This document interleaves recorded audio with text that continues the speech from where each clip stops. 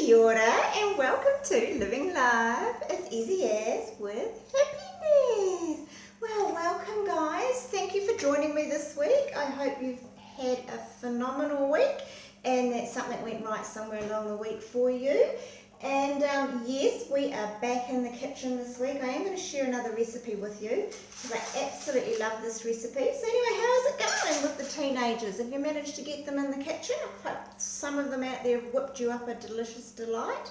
And this is another one that you would be able to teach your children, especially around the safety of chicken.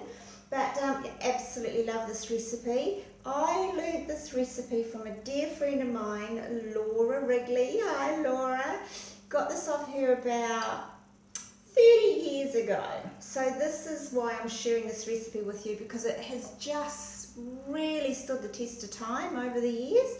It is still a real staple in our household because one, it is so easy to do, but two, it's just so damn delicious and tasty, and that's why we're going to share it with you because I just love it. A recipe that's been around for this long's got to be shared because it means it's amazing. So let's get started. We'll get the star of the show. Ooh, some beautiful chicken. So yes, we're going to be making a chicken schnitzel today, but I just love this chicken schnitzel. It's just the next dimension of chicken schnitzel. It's absolutely gorgeous. I absolutely love it. But it's really easy. It's not as complicated as fluffing around with eggs, flour and breadcrumbs. So all you do, what we've got in here, I've just cut up one breast into 4 thinly slices, and then I've added in here 1 egg and about 1/4 cup of water, and then we've also got garlic in there. Look, you know, just whatever works for you. I use the crushed garlic in a jar, and then I've also you could choose the garlic bulbs if that's what suits your fancy, and you put in as much as what your taste buds like. Same with the salt and pepper. Yay, Himalayan salt, of course. That's in there again to your tastings, and then I've just popped in the herbs that I really like. So I've got basil and parsley. I just hacked it up with a pair of scissors and chopped them in there. You know, don't be too fussy. Another one that goes in there beautifully is coriander. Oh, I love coriander in there as well. So yeah, you just put in what you like. It's just so good. But the important stage of this one, or where you get the absolutely gorgeousness, the lushness of this, is that if you can marinate it. So if you can marinate that just like that, put some tin foil over it in the fridge for overnight, oh my god, it would be heaven on earth. But if you get up in the morning and do it before you head off to work, still pretty gorgeous. But look, don't get your knickers in a twist. If you can't marinate it for very long and you want it that night, just do it, doesn't matter. It's just not quite that level of gorgeousness and moistness. Sorry, Sally. Had to get that word in there when I'm cooking for Sally. She loves that word moist. And this chicken is so moist and delicious. I have cooked it before and somebody has said to me, is this fish or is this chicken? He literally couldn't figure out whether it was fish or chicken because it was just so melt in your mouth, gorgeously moist. It was beautiful. So here we go. Look, here's a gorgeous trick, another as easy as trick. I've got some lunch wrap down on my plate here that I'm going to be doing the crumbing from. This lunch wrap is what, it's $1.98 or something. The kids use it to wrap their food in for school. And one kid, I've only got one at school. And I use it on here, it's so damn delicious. Look, now sprinkle, this is the bit there that I'm going to put the coated pieces onto. And then here's this one. So we just dump out, just add your crumbs as you go so there's less waste.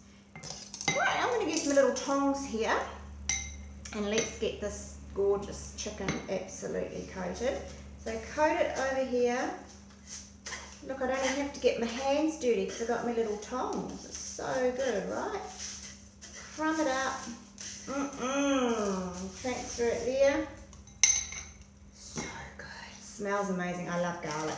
Absolutely love garlic. Now look at this with the paper. Whoa, helps you pull it up at the edges. Helps you get everything coated beautifully. Gorgeous. 2 more little pieces to go. Look, if you can try and get the greens on it, try if you can. Coat it up again using the sides. Wow, how beautiful. So this, like I said, this recipe has been in our household for 30 years, and that is because it is so easy and so delicious. It doesn't hang around for 30 years if it's not a winning recipe, I can tell you. So definitely worth trying this recipe, people. If you can try and get some greens on there, then yay! So there we go. That's simple. Now I would put this back into the fridge while I'm preparing what else I'm going to be doing with it. The longer it can stay in the fridge once it's been coated with butter, so that way it will stick a lot better than it is in the frying pan.